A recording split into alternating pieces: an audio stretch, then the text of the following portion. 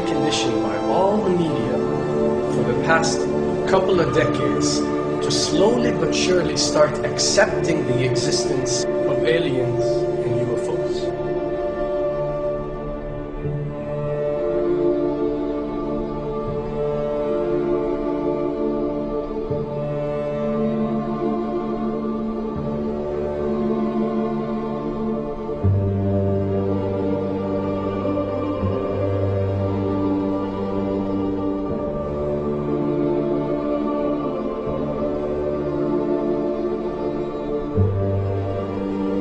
I can tell you right now that 99% of every UFO sighting that has ever taken place has actually not been an unidentified flying object, because this has always been military technologies.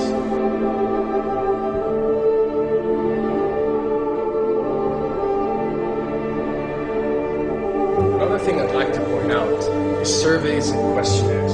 You know, we get surveys and questionnaires all the time, you know, sent out by the state or by the government or by our rulers and our officials and so on and so forth. Do you really think that these ruling powers care about what you think? Do you really think that they're waiting to ask you and receive your answer before making a decision? What happens with these questionnaires is that they are released. For example, what country do you think the US should attack next? And if it yields back results like 70% of the US population believe Iran is the next country that should be attacked, this is actually a study conducted for the effectiveness of the media propaganda that they are using. So when they get such results, they look at it and they be like, all right, amazing. Our media propaganda is working. We are purposely trying to manipulate people to think that Iran should be the next one, and check out the survey results. We're doing a great job in propaganda. That's what it's all about. And if the results come back and they aren't up to par, so let's say 20% want war with Iran and 80% want actual peace, they say, okay, so now we have to go and rework our media propaganda and make it more effective so these percentages change. Why am I saying this? Because of the UFO phenomenon. Since the 60s, the amount of people who believe in extraterrestrials have skyrocketed, and they're only increasing day by day in our modern world. This only confirms the success and the plans that are taking place to first manipulate you to believe in UFOs, and second, to conduct a UFO attack that is going to force the whole world to unite to fight off this enemy and accept the New World Order. A former Canadian government official is warning we may be on the verge of intergalactic war, saying, quote, the Bush administration has finally agreed to let the military build a forward base on the moon, which will put them in a better position to keep track of the comings and goings of visitors from space, and to shoot at them if they so decide. I was introduced to the late Dr. Wernher von Braun in the U.S., the father of rocketry.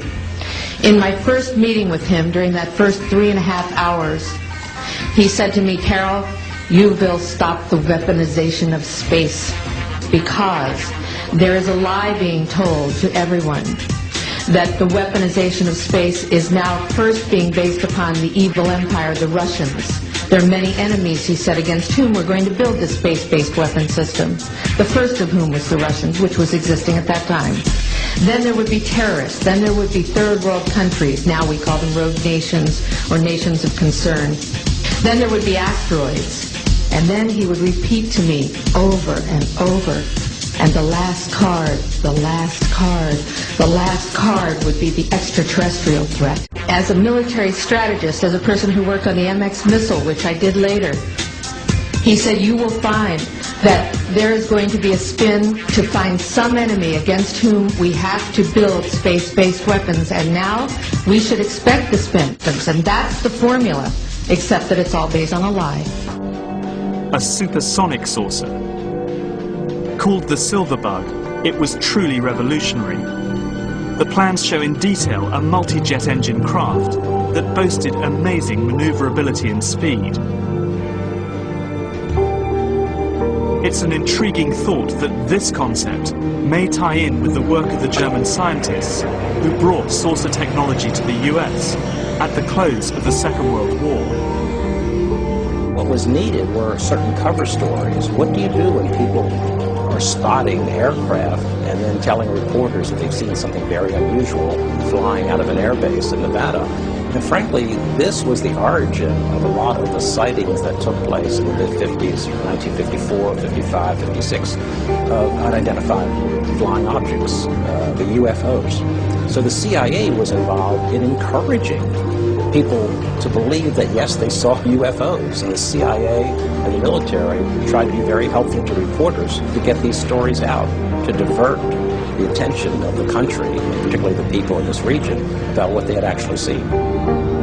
Mexican Air Force pilots capturing on videotape what are said to be 11, count them, 11 UFOs. The Mexican Air Force has released a video that some of you are going to find difficult to believe. A journalist says it shows images of UFOs tracking a Mexican military plane. So what's the truth about UFOs? The story of successive attempts to develop radically new forms of flight, conducted under the strictest secrecy, is inextricably bound up with our relationship with UFOs over the last 60 years. Whether it's Allied pilots buzzed by strange balls of fire in 1942, or the Roswell incident 5 years later, there is a strong case to be made that secret military technology offers a convincing explanation for many UFO stories. Anytime the government has secrets that they can keep from us, they can manipulate us by those secrets. In essence, they still remain 25 years at least ahead of us in technology, information, and knowledge, and secrets, and they are using them against us.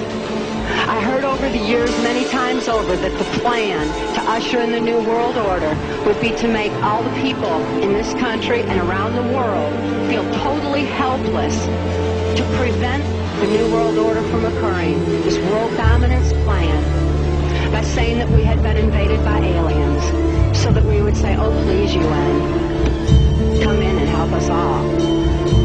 So bear in mind that there is a plan, orchestration, to get people to be submissive through the secret technology and information that they're keeping from you under the blanket of the so-called National Security Act.